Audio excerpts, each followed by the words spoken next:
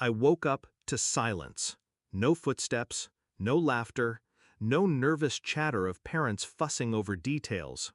Only one thing waited on my nightstand, a letter in my sister's handwriting. "We're gone.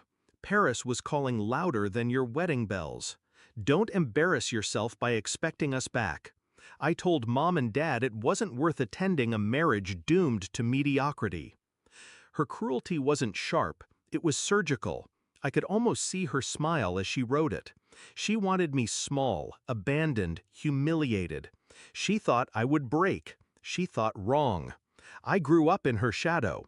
She was the golden daughter, the one my parents paraded in front of relatives. And I, the quieter one, learned early that silence wasn't weakness. Silence was storage. Every insult, every dismissal, I stored it. Still, when she held my hand as children, I believed she loved me. That's what made it sting deeper. Betrayal only hurts when it comes from someone you once trusted.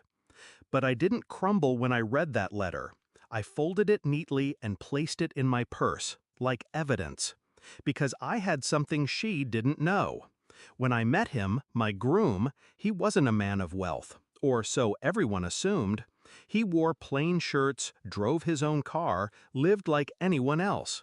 My sister sneered at him every chance she got.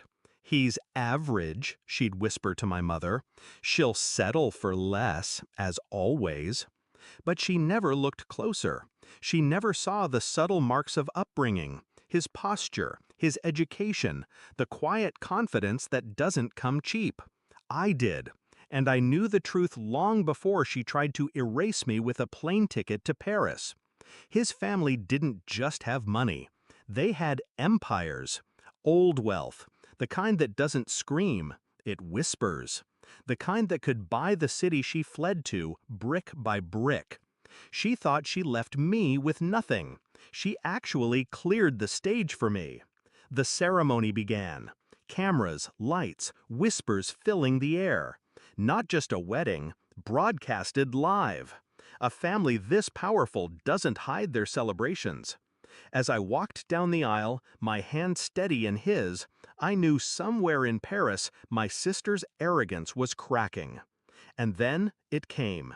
My phone buzzing again and again, like a wasp desperate to sting.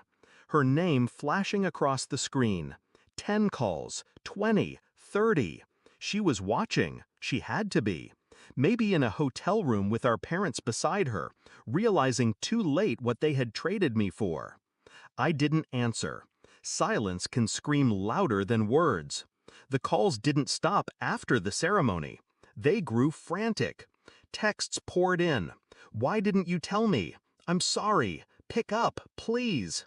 I read every word, my lips curving into something that wasn't quite a smile. It was satisfaction. She thought she had orchestrated my downfall, but she only set the scene for her own irrelevance. And the best part? I didn't have to lift a single public finger. No shouting, no confrontation. I let the cameras, the opulence, the headlines do the work for me. My revenge wasn't a spectacle.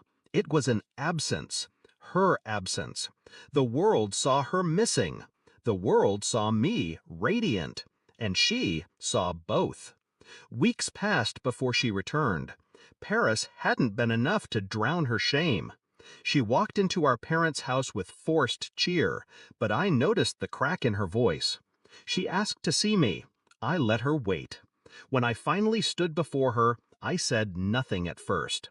Silence again. The same silence I weaponized on my wedding day.